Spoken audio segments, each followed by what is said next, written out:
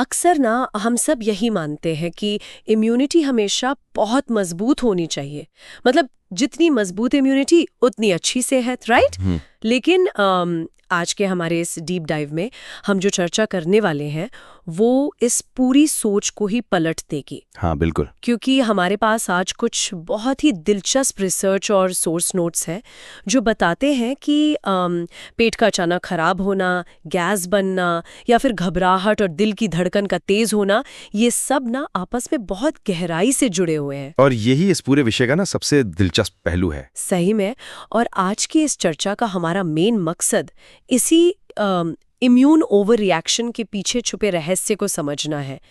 मेरा सवाल ये है कि अगर इम्यूनिटी हमें बचाने के लिए है तो उसकी वजह से ही कमजोरी और डाइजेशन की समस्याएं क्यों शुरू हो जाती हैं? तो मैं समझाता हूँ। देखिए, इम्यूनिटी का बेसिक काम वायरस और बैक्टीरिया से लड़कर शरीर को सेफ रखना है। लेकिन कभी-कभी ना ये सिस्टम जरूरत से ज्यादा एक्टिव हो जाता है और हर चीज को खतरा मान बैठता है। अच्छा, तो मतलब वो ओवर रिएक्ट करने लगता है। पर अगर ये ओवर रिएक्शन हो रहा है तो इसका असर सबसे पहले पेट पर ही क्यों पड़ता है? हाँ, वो इसलिए क्योंकि हमारे शरीर की लगभग 70% इम्यूनिटी हमारे गट यानी पेट में ही होती है। 70%? बाप रे! हाँ बिल्कुल।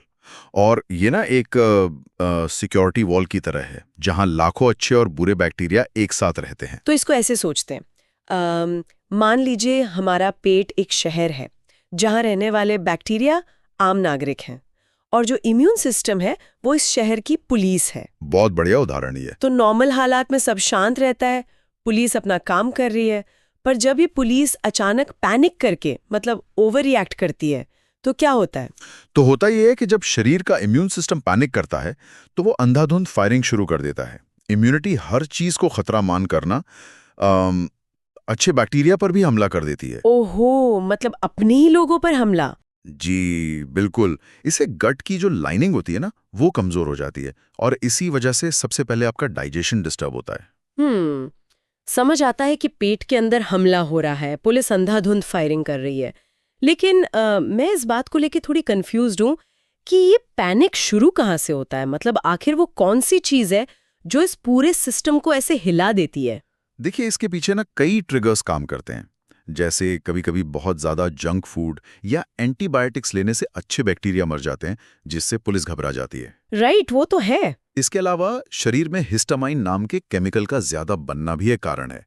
लेकिन जो सबसे बड़ा कारण है ना वो है लगातार रहने वाला मानसिक तनाव यानी क्रॉनिक स्ट्रेस। रुकिए, क्या सच में, मतलब दिमाग में चल रहा सिर्फ एक मानसिक तनाव पेट के अंदर सच में एक फिजिकल इम्यून अटैक करवा सकता है?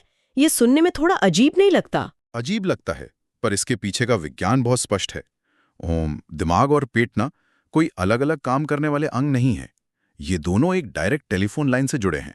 अच्छा, वो कौन सी लाइन है? इसे वेगस नर्व कहते हैं। जब दिमाग लगातार स्ट्रेस में होता है तो वो इसी लाइन के जरिए ना खतरे का सिग्नल भेजता है पेट को। ओहो। इससे पेट की पुलिस यानी इम्यूनिटी पैनिक मोड में आ जाती है और बस यहीं से एक पूरा दुष्चक्र या कह लीजिए विशियस साइकिल शुरू हो जाता है। यानी स्ट्रेस से पेट खराब होगा और खराब पेट से वापस स्ट्रेस बढ़ेगा। एकदम सही पकड़ा आपने। खराब पेट के कारण ना शरीर में वो हिस्टामिन केमिकल और ज्यादा रिलीज होने लगता है। वही जिससे घबराहट होती है? हाँ, वही केमिकल जिससे घबराहट, चक्कर आना और धड़कन तेज होने जैसी चीजें महसूस होती हैं। और फिर ये सारे शारीरिक लक्षण आपकी नींद खराब करते हैं। और नींद खराब होने से वापस दिमाग का तनाव और बढ़ जाता है।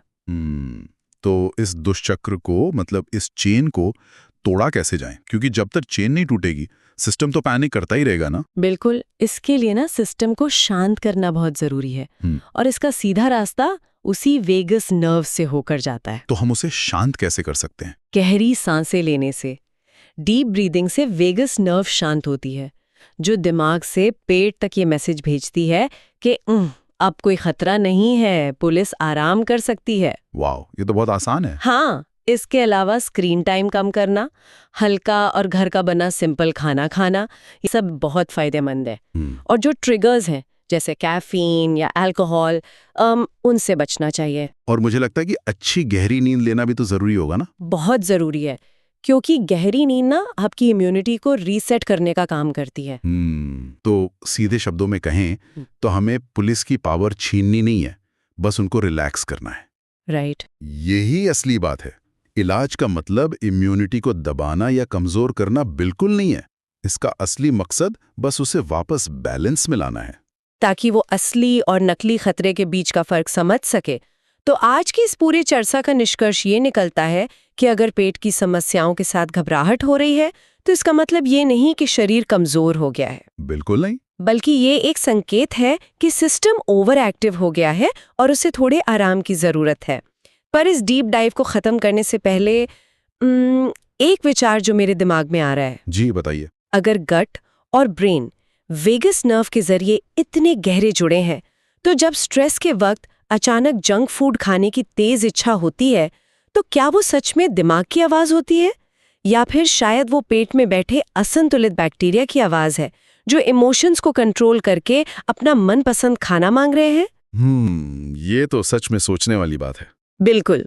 तो सोचिएगा जरूर, ताकि शायद अगली बार जब पैनिक हो तो हम उस शहर की पुलिस को बेहतर समझ पाएं।